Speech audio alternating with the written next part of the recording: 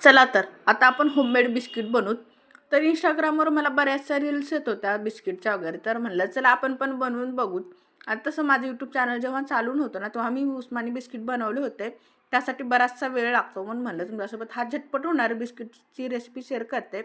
त्यासाठी मी एक मिक्सरमध्ये बारीक रवा आणि साखर मिक्सरमधून काढून घेतले आणि नंतर एका प्लेटमध्ये टाकून त्यामध्ये मी गव्हाचं पीठ टाकलं। तुम्ही आता मैद्याचं पीठ पण टाकू शकता, पण मला फुल हेल्दी करायचं होतं म्हणून मी गव्हाचं पिठाचा यूज केला आणि त्याच्यामध्ये दूध टाकून थोडंसं तूप टाकलं आणि मिक्स करून घेतलं। म्हणजे जे हलक्या हातानेच त्याला मळून घ्यायचं, आपल्या चपातीच्या पिठासारखं मळायचं नाही।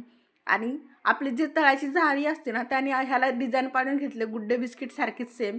आता दिसायला जरी ते तेवढे छान नसले ना, तरी चवीला एकदम भारी आहेत। मी 2 प्रकारचे केले होते असे। आता हे मी डीप फ्राय केले नाही, तर दुसऱ्या पद्धतीने केले, ते नंतर कधीतरी सांगेलच तुम्हाला। तर ह्याला डीप फ्राय करून घेतले आणि एवढं छान लागत होते ना चवीला, सेम गुड्डे बिस्किट सारखं। हा आता ते दिसायला तेवढं छान नसले ना, तरीही खायला मात्र मस्त आहेत, हेल्दी